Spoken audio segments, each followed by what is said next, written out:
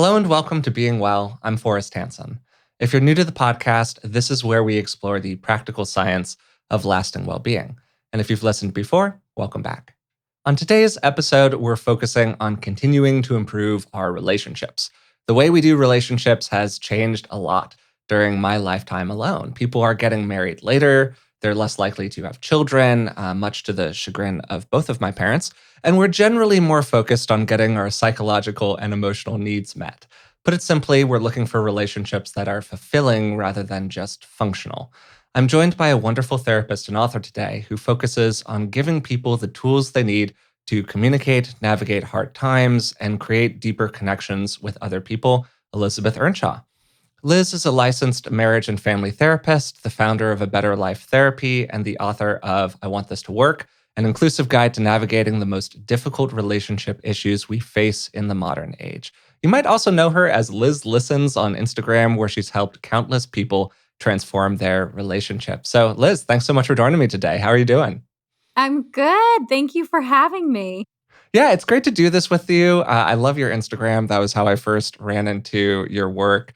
And we got a copy of your book, and I just thought it was fantastic. So I thought that it would be great to do this today. I would love to start, like, just kind of briefly here with your background. What drew you to relationship counseling, and how would you kind of describe your approach? So initially, I was going to be a teacher, and I realized very quickly that I was a terrible teacher because I liked working with people one on one about like what's going on, how are you feeling, what are you thinking. That is a really bad idea for classroom management. So I quickly realized I was going to have to find something else to do.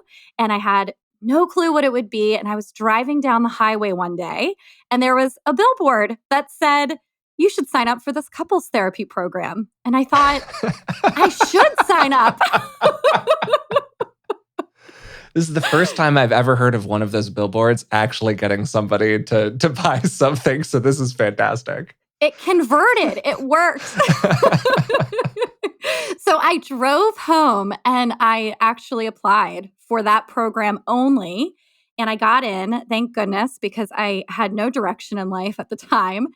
And I'm so glad I did because this is truly what I'm called to do. I love supporting people and building better relationships. I think from my work with individuals and couples, I found that it's relationships that influence our mental health so deeply. And that when we have supportive relationships, when we feel like we can navigate them, we can thrive in a very different way. So, since then I've gotten my license, I've become a certified Gottman therapist. I've done all of my focus on couples and relationships, but it started with a billboard. That's honestly a fantastic origin story because a lot of the time, what happens, of course, is I ask people this question and they give a lovely, a deeply touching, but like a very kind of typical response that you hear around, wow, I just felt so called to do this work my whole life and I knew exactly where I was going to end up. But I think that it's very consistent with a lot of people's actual lived experience to be like, yeah, I was driving down the highway one day and I saw this billboard and I was like, crap, why not? You know, so That I was think that it. that's like a lovely origin story. Actually, I really like that. You said something really quick there that I want to just kind of get a little quick clarification on. Again, maybe just as a framing for what we're talking about today. You mentioned being a Gottman certified therapist. Like, what does that mean exactly? Yeah, so there are several methods of couples therapy. I would say the primary methods are Gottman method, emotionally focused therapy, PACT, RLT. So there's these different theories around what helps couples be successful. And one of those is the Gottman method, which is based on decades and decades of research with Dr. John Gottman and Dr. Julie Gottman. They've done so much work with couples. But becoming a Gottman certified therapist actually takes longer than becoming a master's in couples therapy. It's a several year process of consulting and all sorts of stuff just to make sure that you're really working with couples in a way that's going to be helpful to them and help them create change. So you've of course worked with a lot of couples individually, and you've also kind of founded a therapy collective. So you're talking to other clinicians who are working with a lot of couples. And I wanted to ask you, just like because of your position where you've seen so many people navigate these different issues during the pandemic, some people's relationships got better, some people's relationships got worse. And I'm just sort of wondering how that kind of spread of what you're seeing in the office has changed over the last couple of years or 18 months. Yeah, it's actually been amazing and incredibly interesting to watch because I don't see a lot of neutrality in it.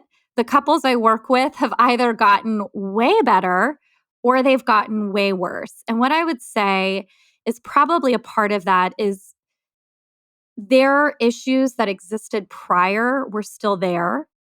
And if those issues were solved by more time together, they thrived.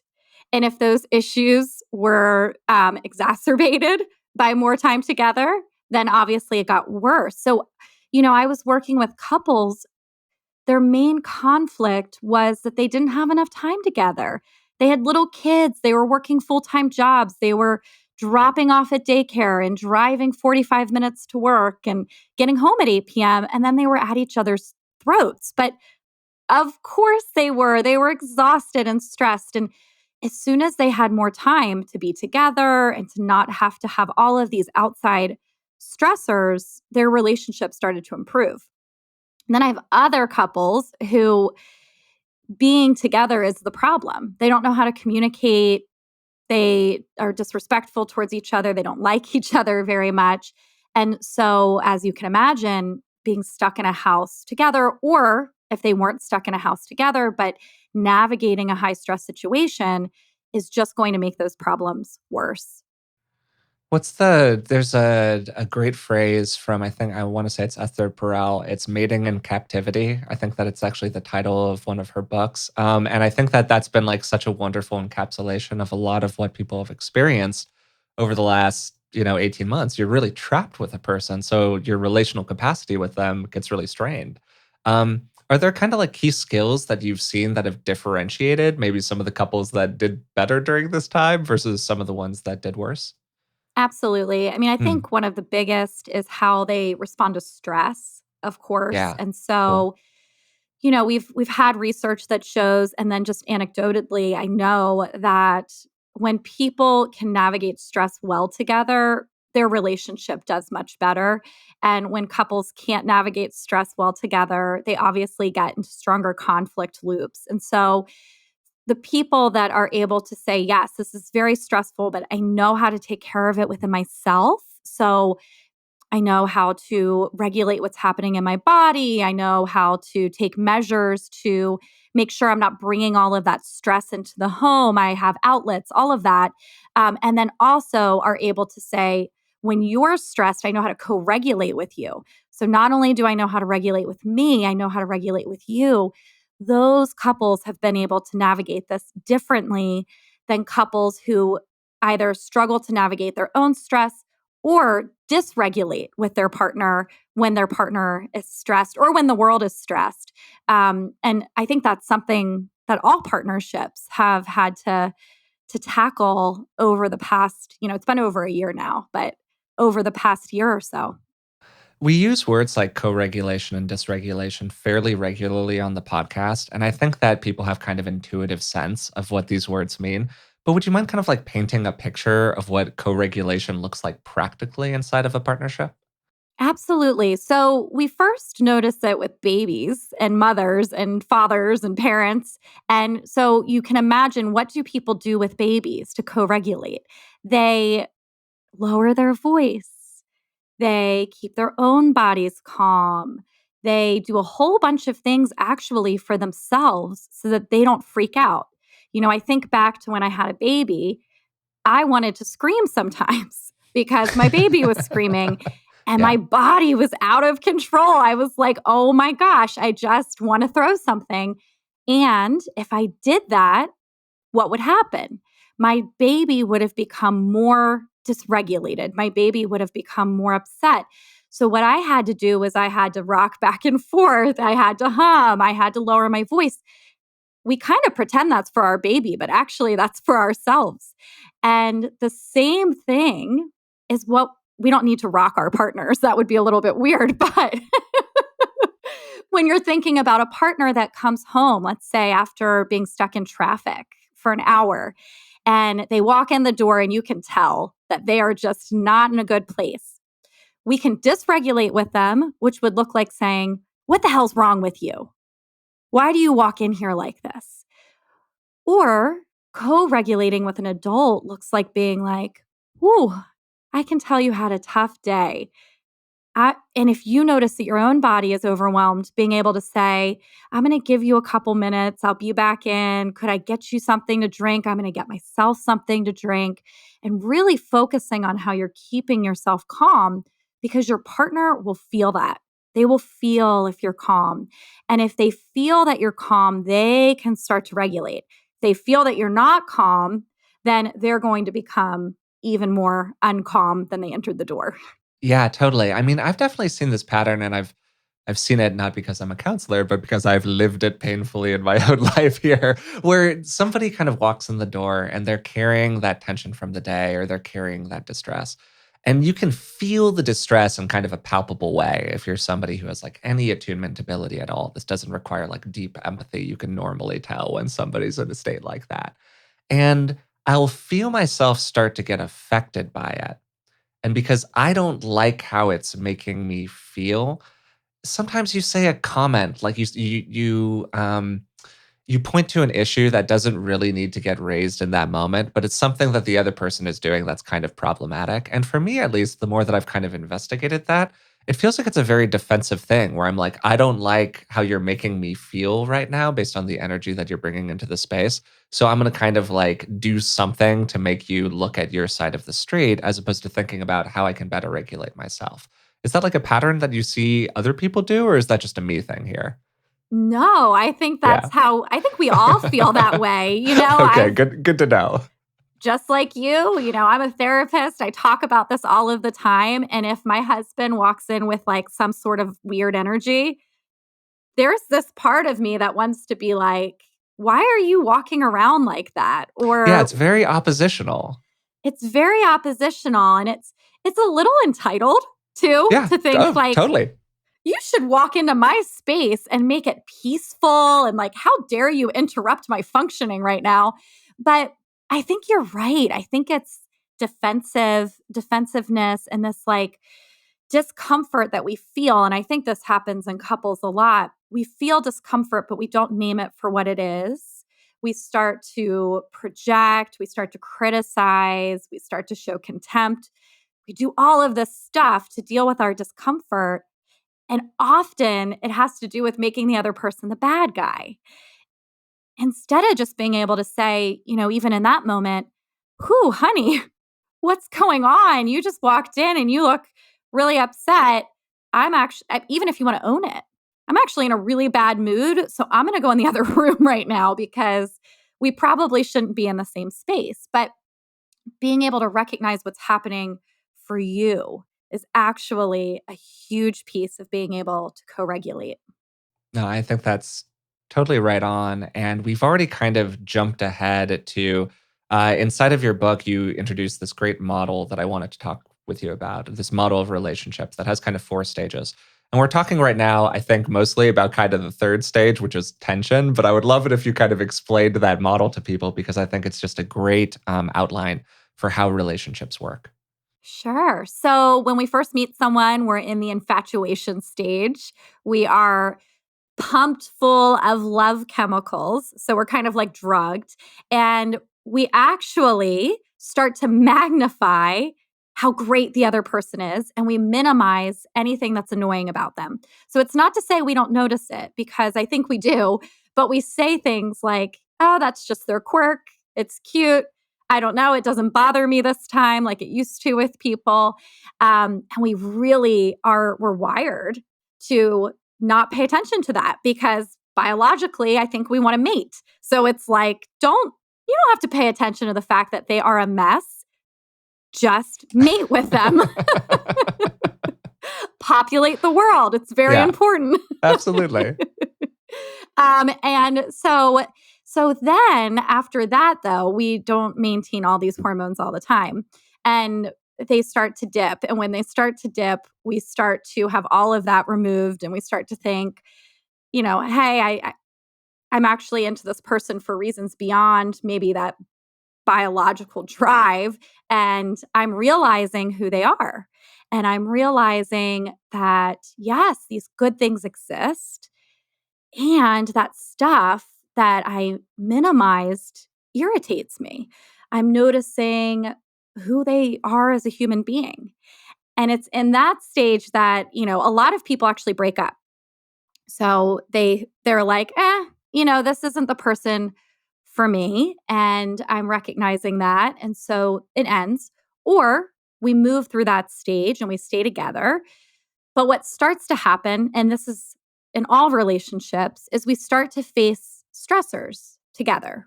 Life isn't just dates and late nights and, you know, all these exciting things that we do in the beginning. It becomes real. And we have to move in together, or we have to pay bills together. We have happy, stressful moments. Somebody gets a new job. We have a vacation we have to plan. The flight gets delayed, and what starts to happen is we start to realize how the other person navigates stress, and so we get into a tension stage with them, and that we move in and out of. You'll have that your whole relationship. It's not going to disappear. But some couples, they can face tension and they can navigate it and they can overcome it and they learn about each other and they figure out solutions and all sorts of stuff. And others, they get really stuck. They get stuck in conflict cycles. And some couples, I think, stay in tension stages most of their relationship. They'll be 90 years old and it's like the two of you never learn to accept each other.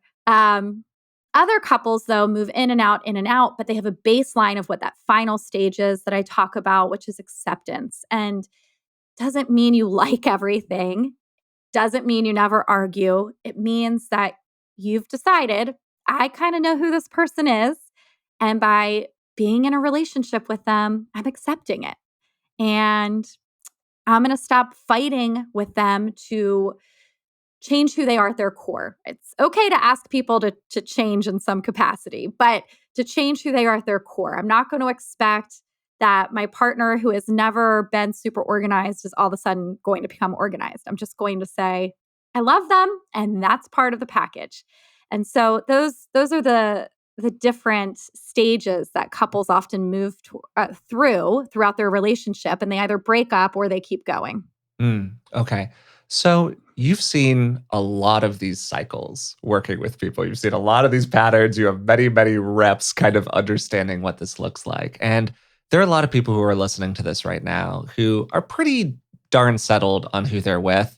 And, of course, there are deal breakers that can emerge inside of a relationship that might change how settled somebody is. But they're basically looking for how can I make this better right now, understanding that I'm pretty darn committed to this person.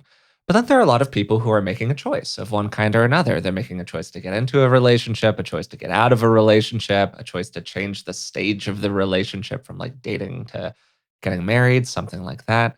Having seen so many of these partnerships, what do you think are, I'm trying to find kind of the right way to put this, maybe like the key deal breakers around how other people handle conflict? Like, what are some of the things that have consistently indicated to you whether or not a partnership will end up working out well, particularly in terms of how people manage conflict?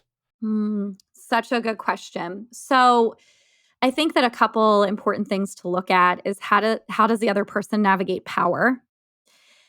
That is a really important thing to pay attention That's to. really good. I like that. Yeah. Yeah, I think that if they aren't able to share power, that Mm, is a warning sign. And it's something to really consider as you're building a relationship. And I don't only like to talk about what other people are doing, I always like to encourage people to think of themselves. So, how do you navigate power? Are you able to allow for influence? Do you seek out other, thoughts and opinions? Do you make unilateral decisions or do you bring in the other person? Do you have to win arguments all of the time? Or are you willing to recognize that there's nuance and different perceptions? So that is one thing that I always tell people to look for is power. And on, the worst end of the spectrum, power is the gateway to abuse, right? So if people aren't navigating power with a sense of fairness and equanimity and all of that, then there is a risk for abuse and conflict. And so you obviously want to steer clear of that. Another thing that I think is important to look at, and of course I'll say this because I'm a Gottman therapist, but is the utilization of the four horsemen. I'm sure you knew I was going to say that. We'd already mentioned them a little bit earlier when you had to kind of drop some breadcrumbs there, but please explain to people what you mean. Yeah.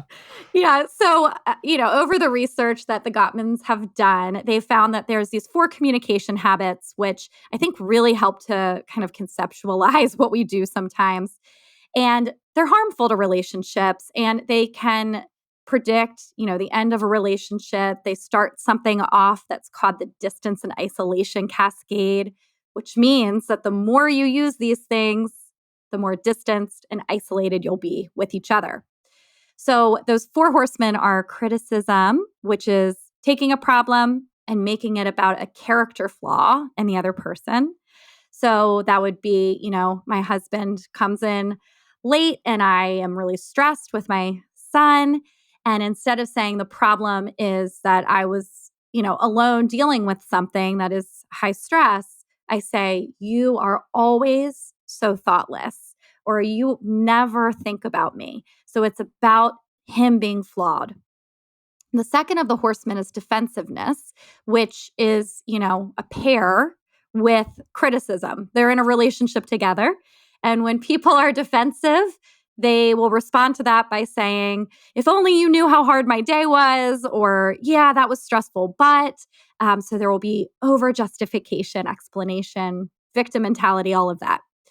The third of the horsemen is stonewalling, exactly as it sounds. It's when someone shows up as a stone wall. So I say, I need more help at nighttime around dinner time. And that would be if my husband, my poor husband, who I'm using as the example, that would be if my husband, just looked at me blankly and rolled his eyes and walked away or something, and didn't engage with that conversation. And then the fourth of the horsemen is contempt.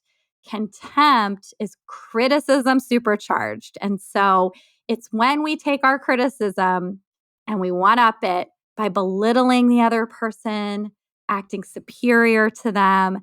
And we will use things like mean spirited sarcasm, hitting them where it hurts. So saying things like, well, your parents must have never taught you how to do X, Y, and Z, or smirking, rolling our eyes, all of those types of things. When you see these four things, it's not a complete deal breaker because, and I'm sure you would say the same, you can tell me, but I use these four things from time to time in my life. We've all lived that life. Yeah, totally. We've all lived that life. I probably lived that life this morning. I got frustrated with my husband and I said, you always do X, Y, and Z. And so it's not that it's used, but if it's used chronically, I think that's something to really pay attention to. And if it's used in a stage of the relationship where you wouldn't expect that to be used. So, if somebody's already criticizing you during that honeymoon stage, it's a little odd. You're not facing stressors together. You shouldn't be that comfortable with each other. And so, is it ever good? No. But I think there's times where it's especially, I'll use the word odd, for somebody to be using it. Yeah, that's a And red can be flag for harmful. sure. It's a red flag. And it doesn't mean they're a bad person. It doesn't mean any of that. But it means that something is there where when there's discomfort within themselves, which we touched on earlier, they're struggling to express it in a way that is respectful. And that's going to help you to navigate things together. And rather, it's being expressed in a way that either shuts you down or shuts the conflict down. So, yeah, I think that looking at the four horsemen, looking at power, those are really important when it comes to conflict. Kind of the flip side of it, what tends to differentiate the couples that get better from the ones that don't? Understanding that there are a lot of different versions of what get better looks like for a relationship. Sometimes get better means you break up with the person. But are there kind of common themes that tend to lead to relationship outcomes improving?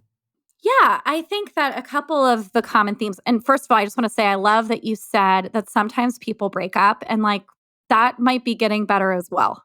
Yeah. That's not always a bad thing. It's not a failure. It's actually a very good choice sometimes. But couples who tend to navigate conflict together without seeing their relationship devolve tend to be really good at repair. So couples that recover are good at recovering, which means that they recognize, okay, something not so good just happened. There's a little bit of an injury there. I need to do something about that. And they offer repair. So, offering repair means leaning into your relational skills, like using humor, offering affection, problem solving, apologizing, or they accept repair. And both of those need to exist. When couples struggle to move out of conflict, they're not very good at recovering, either because they both are willful and stubborn and they're not open to using humor, affection, apologizing, problem solving, whatever it is, because they say, well, I'm not going to do it until the other person does it. They don't deserve it, right? They get into a power struggle. Or they're not good at accepting it. So their partner comes and says, whew, I'm so sorry about what just happened. I don't know why we just fought like that. Can I give you a hug? And the other person says, get away from me. I don't want a hug. So when you're trying to figure out how do we start to change our conflict, a lot of it is before the conflict and after it. It's not actually always during it. It's what are you doing after? What are you doing to go back and process that and to look at what happened, to say sorry, to reconnect, to make plans for what can go better next time. Um, that's what couples who do well and navigate that tension phase well tend to do. Sometimes we feel like we've messed up, and we want to offer that repair to another person. And that can be really challenging. That can be a very emotionally vulnerable place to be. A lot of people were not, repair was not modeled very well in their families of origin. Like, so they didn't see a lot of examples of people repairing well with each other. And so they might not even kind of know what that looks like. But also sometimes we feel like our partner messed up and we want to kind of request repair from them. When it's on our side of the street, things are, I won't say they're easy. They can still be very demanding, but they're simpler because we've got the ball and we're choosing whether or not to throw the ball. When somebody feels like their partner is the person who kind of needs to repair something, what do you think good ways are to kind of go about requesting that? Like, what's good modeling around that?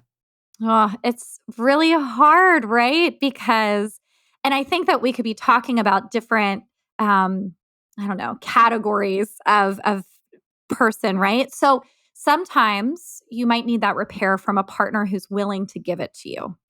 And that's very different than if you need it from someone who's not willing to give it to you. So if you have a partner who, and in the moment that you're upset, you might be like, no, they're a jerk. They're not willing to give it to me. But I really want you to think about it. Hmm. If you have a partner who is mostly willing to hear you out, it's okay for you to extend the olive branch first. Putting your heels in the ground, digging in, and saying, I'm not going to do anything, I'm not going to make a move, is just going to keep you both standing still. So, in those moments where you do have someone that wants to work with you, right? I suggest that you say, hey, something happened. I don't want us to be feeling this way the rest of the day. I would love for us to talk. You don't need to take the accountability. Repair isn't about always taking the accountability. Sometimes it's just the olive branch. Sometimes it's just turning towards the person and saying, I'm here and we can talk, which is really important for building a secure relationship, right? If your partner is a good partner, they talk with you, they care about you, and they're not repairing with you, my guess would be there's some insecurity with that.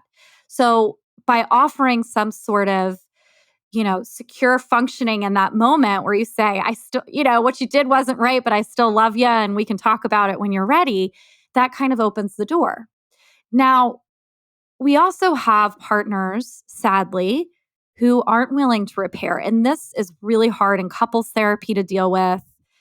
It's really hard in the relationship to deal with because your partner needs to repair to move on, right? They've hurt you and they're saying no. And that is that is kind of a misuse of power, honestly, right? They hold the power to move this forward. You have an openness to doing it with them. This is assuming you have that openness, and they're not doing it. And it puts you in a position that's very unfair, where you have to say, well, to make our lives, livable, I'll just suck it up. And what will happen is I'll do exactly what they're hoping, which is I'll forget about it and we'll move on and we can avoid it. Or I have to keep fighting with them to get what I need. And then I'm just a pursuer and I'm just going at them, asking, asking, asking. And they're saying, no, no, no, or they're ignoring me and I'm not getting what I need. But either way, you're in a really difficult situation. And I think that, couples therapy definitely can help in these situations because sometimes you do need that third party that speaks for you and says, hey, what you're doing right now isn't cool. Like, I don't know what's happening. Let's talk about it. But you've got to move with your partner here. You can't just be stonewalling them. But the other piece of this is that you might have to set some limits and boundaries. And that's really, really hard with a romantic partner. But it might look like saying, this is something that is really important to me. And I can see that you're not able to enter into a conversation with me. And until we do that, then this is what I'm going to do to take care of myself. I don't know what that would be for you personally, but if somebody's relating to this, you have to think you might not be able to force them to repair. So if not, then what? What do you do for yourself? To highlight just a few things that you're saying here really quick. Uh, if I had to kind of give my version of like this is the absolute red flag inside of your relationships, if you're deciding, whether to stay or leave or make a choice about escalating your relationship with a person, it would just be exactly what you just said there. It's sort of one thing if somebody has poor repair skills due to, let's say, bad modeling from childhood, where they had parents who were just really bad at repairing with each other. They never learned the skill set, and so they're awkward and uncomfortable when it comes to moments of repair. Like that's kind of one thing. But if you just have a person who's just like, no, I'm not going to do it, it's very, very challenging to engage in an effective relationship with that partner over the long haul. Because what ends up happening is exactly what you're talking about, where one person just like keeps on putting sand into this bag that they're carrying around with them, all the little moments where their partner didn't repair, all these little grievances that you have stacked up. And I mean, short of, being a monk, like not many people can kind of live with that baggage for a sustained relationship. And I feel really bad for people who kind of end up in relationships that look like that, where they constantly feel like they have these core needs that aren't getting met because their partner refuses to kind of own up to their content effectively. But I think you see that a lot.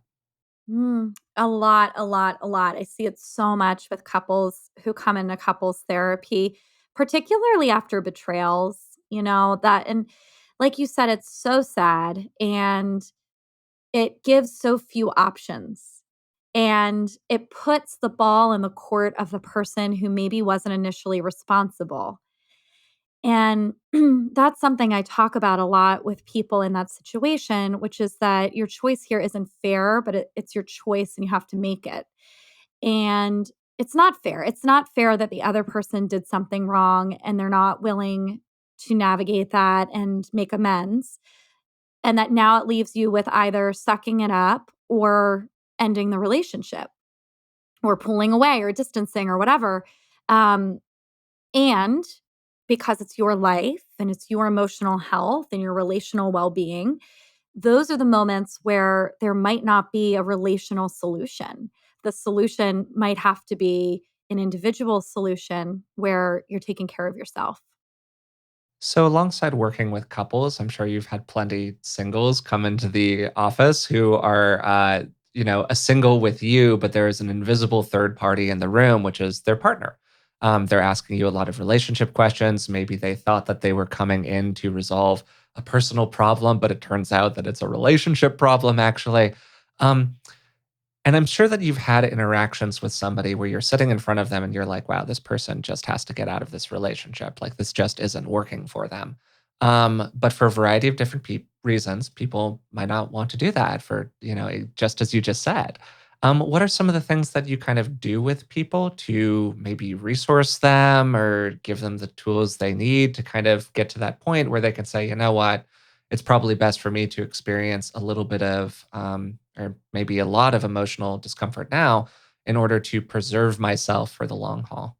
Yeah, that's such a good question, and I Mm. love how you're bringing to light reality, Mhm. which is Yeah. it's not always easy to just end a relationship. You have a shared history, you have shared goals, you might have shared bills or shared children or there's a lot. And so it's so easy sometimes for our friends and family to say, "You should just break up, like you're unhappy."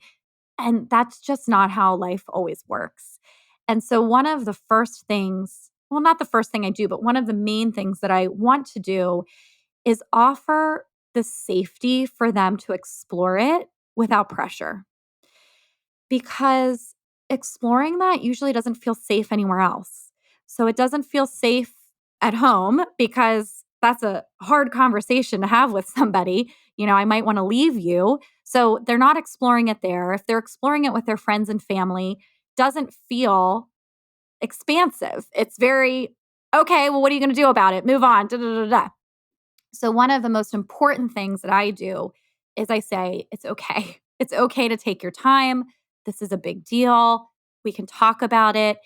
And I really like to have people look at different trajectories. So, what will life look like if we stay in this relationship? Mm, mhm. What does it look like? No judgment. Let's we can say, this is what it will look like and let's look at how you would make that work and what do you think about that and what would you have to give up in order for it to look like this and da da da da. Now, if you went the other direction, what would life look like? What would be your losses? What would be hard? What would be good about it? And most people, they'll really struggle because there will be grief on both sides. There will be benefits on both sides. And so that's why people get stuck, right? But as they talk about it and as they can start to imagine what it would look like to go in the direction they want to go in, whether it's really committing and leaning into the relationship or exiting it, that's when we can start to look at resources. So, oh, wow, this sounds like it would feel really good to you to live on your own, but you're telling me the fear is you can't afford it. So why don't we talk about that? Are there workarounds? Do you need that apartment right away? Is there this other possibility that would lead you there? So that's what I really like to help people do is I like to give them permission to explore without an agenda. Because there aren't really many places where they can do that. I think that part of what we're kind of dancing around in this whole conversation is this dynamic that you talk about in the book, which is just the principle of kind of interdependence, where we have a lot of memes inside of the culture of, and we're going to get into some of those in a little bit, but of like, oh, your partner should be your everything, or oh, if you're in a relationship with somebody and they're at all quote unquote clingy, that's just a huge red flag, and you should never be with that person. When in truth, there's this dance inside of all of our relationships between, as my dad likes to say, intimacy and autonomy, where we've got the desire to be intimate. We also got the desire to be autonomous, and we're balancing these two things. And again, inside of the book, there was this section that I really liked where you talked about respect, responsiveness, and reliability. And I would just love if you could explore that a little bit here. Yeah. So as I work with couples and I study like different couples therapy modalities, I've noticed that the same things show up and again and again and again. And those are, we want to help people learn to respect each other. We want to help people learn to be responsive to each other, and we want reliability in our relationships. And if you look across any of the couples modalities, they all are saying that in different ways. And so when we build a healthy relationship, we have respect in it, which means essentially that I value you, I admire you, I take you into consideration, I think about you, I speak kindly to you. And with respect, there's also, it has to go three ways. So it has to have mutuality. So I do this for you. you do it for me. And I can do it for myself in the relationship. So I can respect myself in this space with you. When we have an interdependent relationship, the same with responsiveness. Responsiveness is attuning to each other. I attune to you. I respond when you're having a tough time. I respond when you're having a good time. This does not mean that you're texting back all of the time. I don't want that to get misrepresented. It means that your partner feels like most of the time, if they reach out for you, you're there and that you care about them. But responsiveness goes all directions also. You need your partner to feel that way about you. And you also need to respond to your own needs in a relationship. And then the last would be reliability. So, reliability is having trust, it's having commitment, it's being able to predict most of the time that your partner is going to be there for you. And if you can't, it creates insecurity. If you can, it creates a lot of anxiety, which causes relational problems, obviously. But you also, your partner needs to be able to rely on you. And you still need to be able to rely on yourself. You need to be able to follow through with your own stuff. I see a lot of people in relationships, if they're not in an interdependent relationship, they actually stop being able to rely on themselves because they'll throw all their agreements they have with themselves out the window just so that they can do what their partner needs them to do all of the time. And so when you're looking at relationships, you really want to, look for, is there respect? Do I feel respected? Do I respect them? Are we responding to each other? Are we attuning? And are things mostly reliable for us? Are we committed to each other? Do we know what we're getting out of this? Is our contract clear? And when you have those three things, you can build a pretty interdependent relationship. Yeah, what I like and how you're talking about this is that it's again kind of putting three entities into the room, right? It's putting each individual and then the partnership. My relationship with myself, my relationship with you, and then my relationship with whatever we're creating here together. And inside of that kind of interdependent dynamic, there are going to be people who, we could talk about this in terms of somebody's attachment style or whatever else. They lean a bit more into wanting to connect. Maybe they lean a bit more into wanting to push away or something else entirely. And often, common theme inside of relationships is that people who kind of want to connect a little bit too much often end up with people who kind of want to push away a little bit. When you see that inside of the office, how do you kind of work with couples to navigate this, understanding that there's going to be like a lot of individual difference here? One of the things that we talk a lot about with that is how some of that is personal preference. And so, what about this can we accept and honor about the other person? And that might look like saying, you know what? My partner loves alone time. And this actually plays out in my own marriage, right? My partner is a musician. He loves to be down in the basement, like working on music and audio and all sorts of stuff. I'm a therapist. I love to connect. I want to be with people all the time.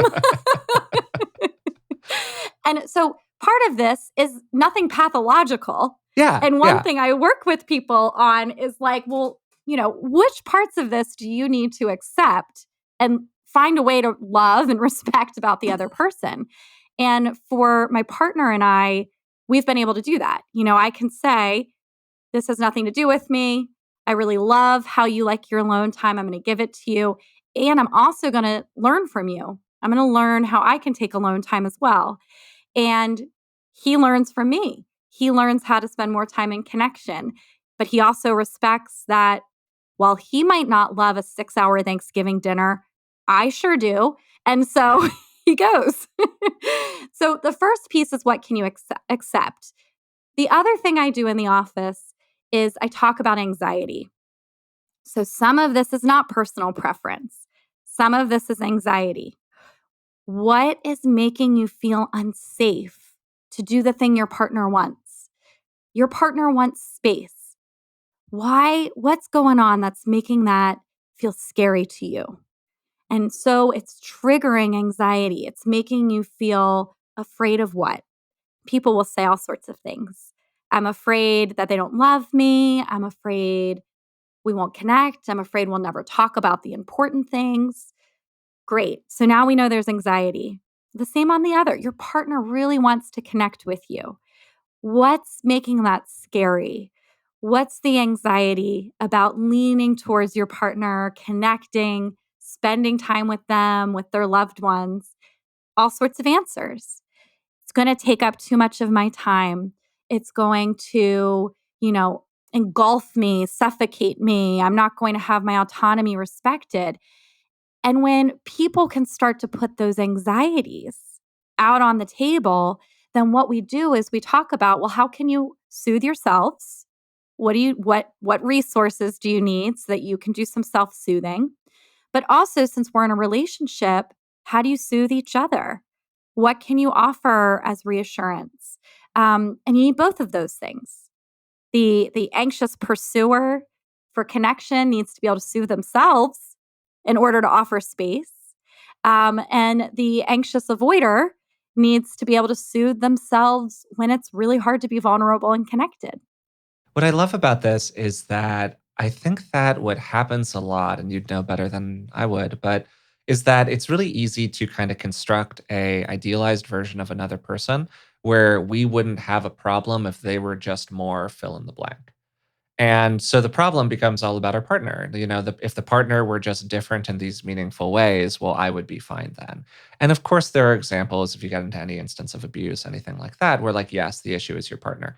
But a lot of the time for like normative problems inside of relationships, the problem can get solved two ways. It can get solved by either them changing in a meaningful way or you changing in a meaningful way. And sometimes like the dance is deciding where you're meeting in the middle in terms of like how much are they changing and how much am I changing. But I just like the responsibility aspect that you're introducing here in terms of like, well, what are your tendencies around this and how could you soften around them a little bit? Yeah. Yeah. I love that. Like, what is the piece that you can take responsibility for? And that's something I talk about. Do you have the willingness to move forward, to move differently without waiting for your partner to do it? Because that's going to give you the most information. If you start moving differently and they still don't, well, that's important to know. But if you start moving differently and they move in a way that works for you with that, that's great. And then you didn't need to just sit around and wait for them to change because something started to shift. Yeah, totally. And if you're up for it, Liz, I would like to just kind of play a little game here toward the end of our conversation together. Part of this is because I love your Instagram and I follow you and I think your stuff is great. And so I went through Instagram and I actually grabbed some popular kind of memes and quotes that you see all the time on social media about relationships. And I don't think that like social media is a perfect example of how people really think about relationships, but maybe it captures like a little bit of the zeitgeist. And I just want to kind of say one here and then have you give me your first thoughts on it, like a 2-minute take on this thing. Is it something that you basically agree with, something you don't, offer a little context, push back on it, whatever you want to do? Does that sound good? Yeah, let's play. Yeah, okay, great. So let's start with the first one, which I think should be fun. I think that I actually saw you like offer some commentary on this at one point. Okay, it's just this one. Couples should be able to share everything with each other. Mm. That has my least favorite word in it, which is should. I We've actually already think got I have. problems. We already have problems in like the second word of the sentence. I think I have like a whole section in my book about the word should. So as soon as you start saying anything should, what happens is you start to create expectations that are unrealistic and that don't take into context like what's actually happening, who's actually part of the dynamic. Um, and so, first of all, just don't love the word should. Are very few shoulds in life. Second, though, couples should know everything you're thinking. Should be able to share everything with each other. Yeah. They shouldn't really, and I'm Mm. using the word should because privacy is a part of autonomy, and privacy is really important. And if you lose autonomy, you create codependency. And so, should they, and I keep using this word, but ideally, would we be able to feel comfortable enough saying anything we want to? I think that's kind of the heart of what this is getting at. Yeah, I think that is a goal. Like, if I wanted to share this deep thought that I'm having, I could if I wanted to, because I'm safe with this person. Maybe they would be angry at the thought. Maybe they would be upset. Maybe they wouldn't agree, but I could share it. But should I have to share everything? Should I, and I just don't think that's true, because I think there are so many things that are our private thoughts, our private beliefs that are ours. And I don't know that that all needs to be shared all the time. Yeah, a distinction that I saw you draw recently is this distinction between privacy and secret keeping. And I think that it really kind of gets to the core of this. Like, there are secrets that we probably shouldn't be keeping inside of our relationships. But I do think that most people are entitled to a degree of privacy, just like you're saying, about their intimate thoughts or their Yeah, and personal I'm glad moments. you brought that up. I don't Yeah. want this to be a hall pass for secrecy. So Yeah. when we have secrecy, there's impact on the other person. You Mm. know, you have a really bad belly ache that's giving you bathroom problems. Yeah, don't need to share that if you don't want to. That's private, not Yeah. impacting your partner. Unless it's like a long-term belly ache that maybe they need to know about so they can help you. You see someone you think is attractive, but there's no thought about acting on it. Private thought, maybe. I know that's a hard one to swallow for many of us, but privacy is good. It's holding on to a self. Secrecy, on the other hand, can be malicious and harmful. Great response. And okay, so second one here. I see this a lot. It's some version of your partner is your ride or die. Find someone you'll stand by no matter what. Would you really stand by somebody no matter what? I can't think of anyone I would stand by no matter what. I mean, and you're just saying what's kind of in my head about this. Like, I don't really believe in unconditional anything, but I don't know what your take on that is. Yeah, I mean, I think that maybe unconditional love exists with our children. And That's so funny. That's literally what I wrote down as like my caveat. Like the obligation a parent has with their kid is kind of the only one that I would say. Yeah.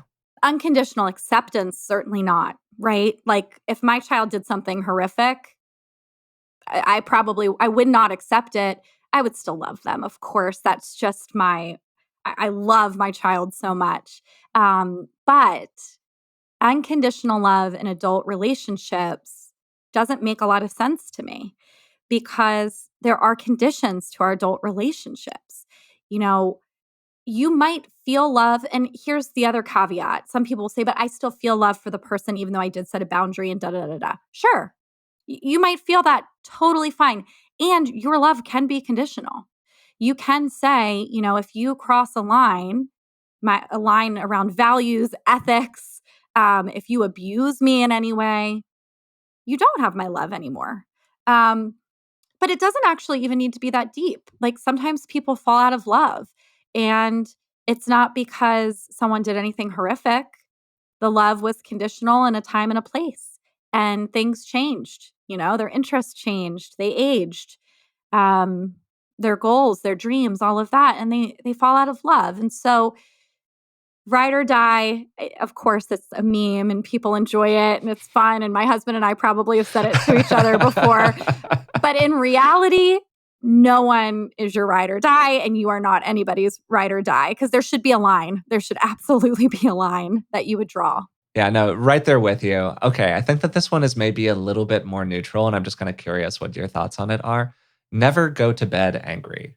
Yeah. So I don't agree with it, but I think that I know what it's getting at. And so, yes, it's a little more neutral. What it's getting at is, don't go to bed without reassuring the other person you love them. Hmm. I think that's what it means. When I've heard people use that in earnest, like they're truly talking about it, what I get the sense that they mean is like, come on, don't go to bed letting the other person think you hate them and you're never going to talk about it. Go to bed. If there's an argument, I love you. We'll talk about this. It's going to be okay. And the reality is, sometimes you're going to go to bed angry.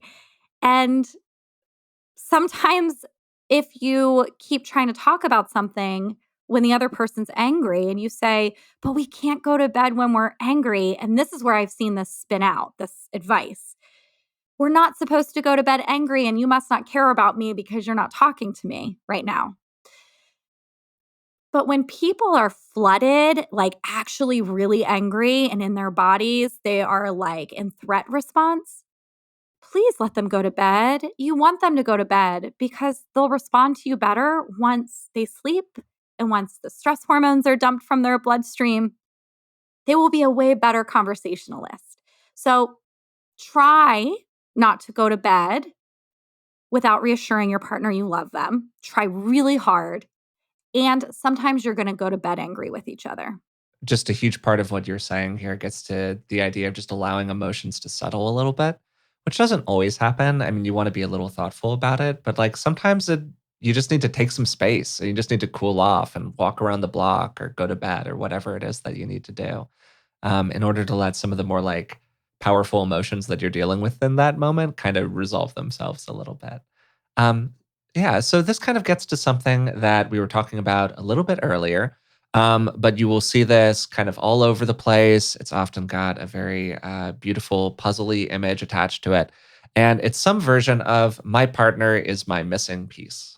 Yeah. So, again, cute. It's cute. And Very I think adorable. it's adorable. And I think when we really love someone, it can feel like they've added a piece to our puzzle that wasn't there before, right?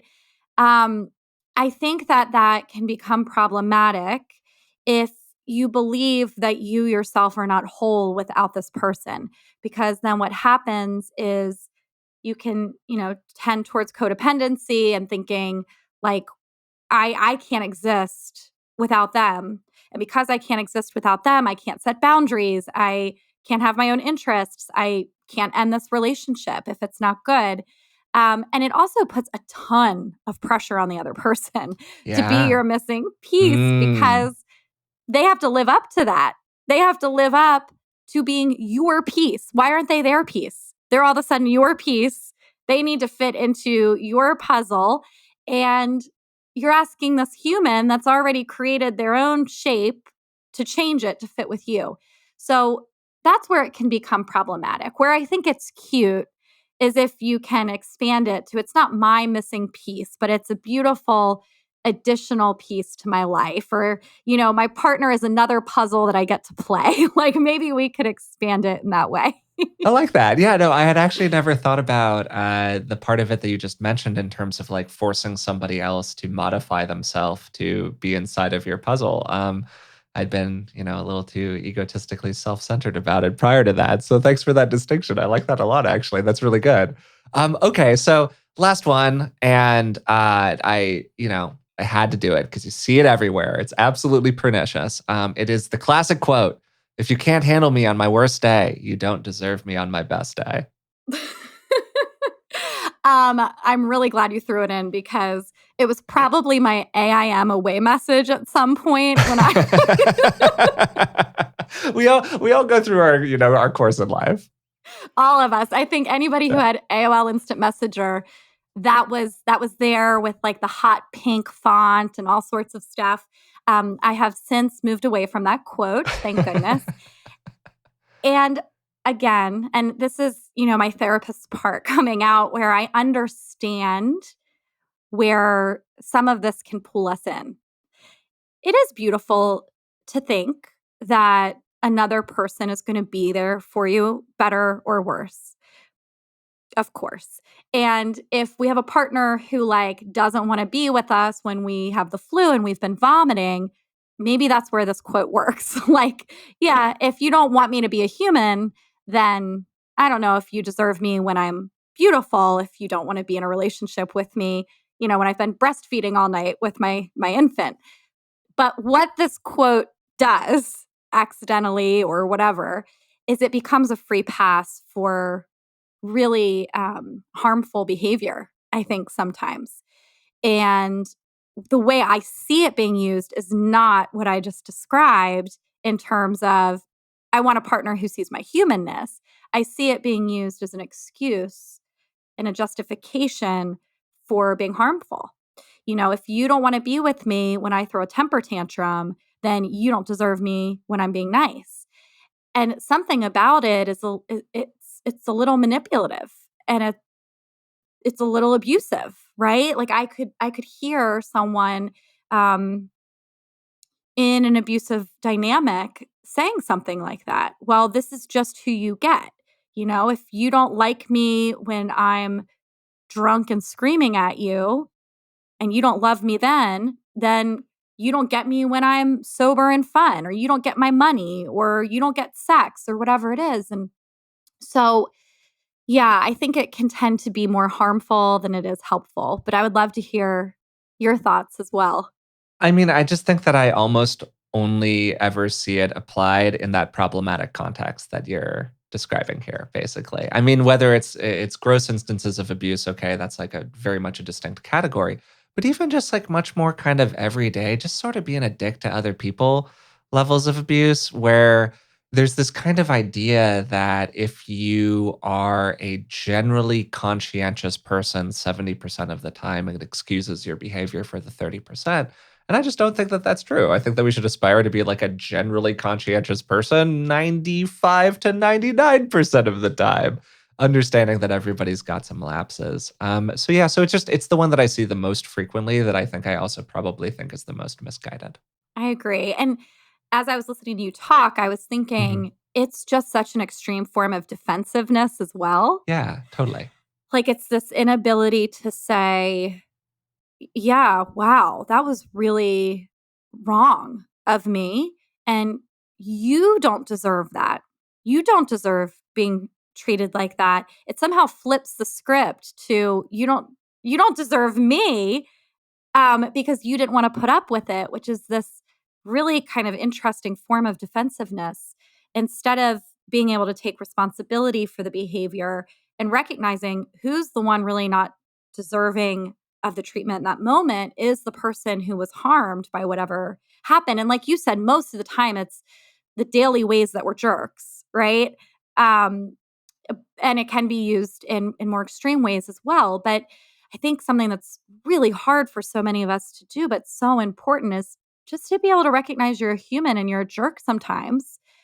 And instead of expecting people to not have feelings about that or reactions to that, being able to just take responsibility um, and to learn to detach from the shame that's kind of blocking you from taking that responsibility.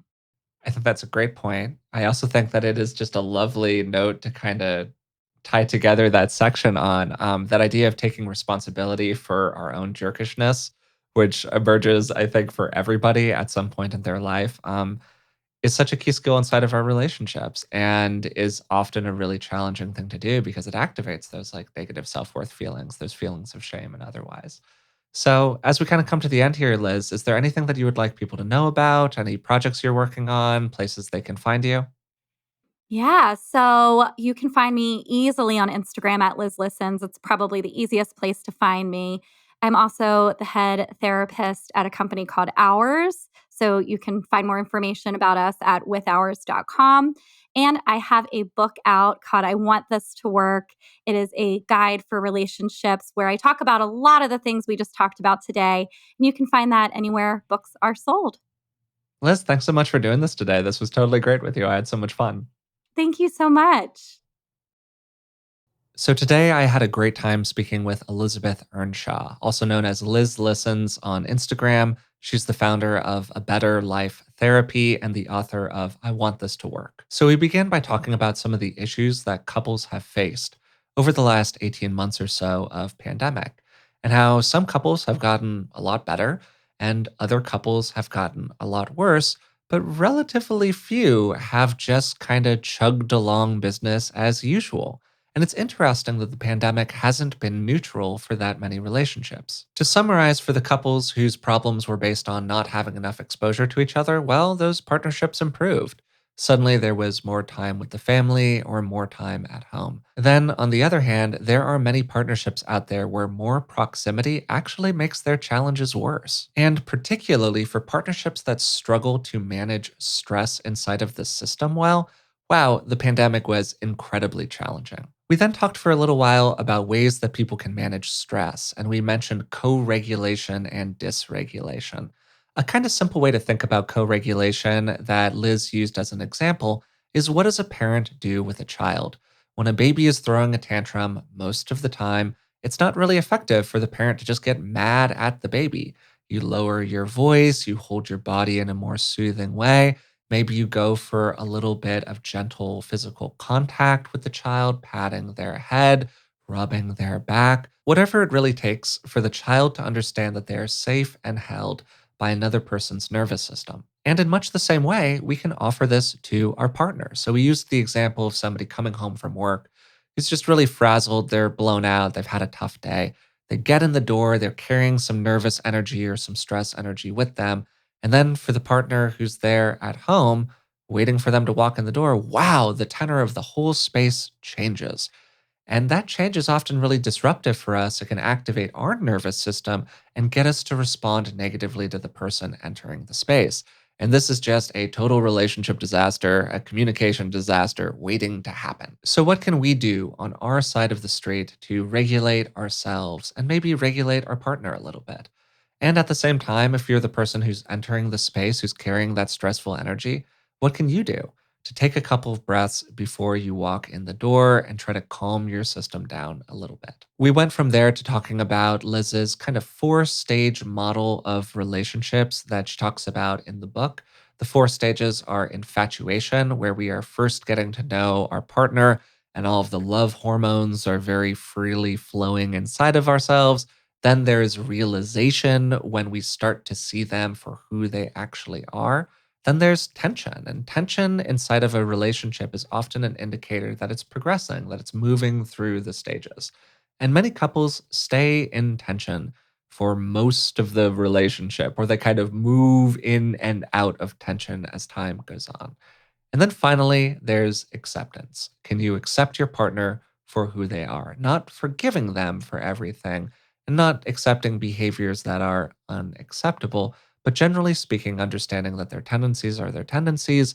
And you might need to make a couple of concessions to accommodate those tendencies. And then hopefully, they do the same thing for you. Liz flagged a couple of key things to look out for when you're considering either getting into a relationship with somebody, staying in a relationship with that person, or otherwise deepening your relationship with them. The two that she flagged as critically important were how people handle power and then how people handle the 4 horsemen, which are these 4 communication styles identified by John and Julie Gottman that are particularly damaging for relationships. The 4 horsemen are criticism, defensiveness, stonewalling, and contempt. And Liz gave a great rundown on what each of those looks like. Then I really emphasized repair as one of the key things to look for in a partner. Are you with somebody who knows how to repair with you? Or at the very least, are they open to the idea of repair? Breaks of rapport are going to happen in every relationship. There's really no avoiding them. There's no such thing as a perfectly smooth relationship. So the question then becomes not, do we have breaks of rapport, but what do we do when these breaks of rapport happen? Essentially, how do we repair them? So if you find yourself with a partner who won't repair the lack of repair, they're not open to taking responsibility for their actions, they're not open to apologizing for the things that have happened in the past. Wow, it's very, very challenging for that to be a sustainable long term relationship. Finally, we closed the episode by playing a little game where I grabbed a whole bunch of Instagram memes and shared them with Liz and kind of got her feedback on them. We started by talking about the difference between privacy and secret keeping, how there's some things where, maybe it's appropriate to not share it with your partner. Then we talked about the idea of not unconditional anything. You'll see phrases like ride or die a lot on social media, which basically means that you're going to stick with somebody no matter what. And the reality is that our adult relationships, by and large, have conditions attached to them. And that's okay. That is really perfectly healthy. And then we spent a little time with, if you can't handle me on my worst day, you don't deserve me on my best day, which we both think just gives people a really inappropriate pass for their bad behavior. If you've been enjoying the podcast, we'd really appreciate it if you would take a moment to subscribe to it through the platform of your choice and maybe even leave a rating and a positive review. It really does help us out. Also, if you'd like to support the podcast in other ways, you can find us at patreon.com patreon.com/beingwell. And for the cost of just a couple cups of coffee a month, you can support the show and you'll get a bunch of bonuses in return, like expanded show notes, ad-free versions of the episodes, and transcripts of everything that we produce. Finally, hey, you can tell a friend about the show. It's truly the best way for us to reach new people. Until next time, thanks for listening.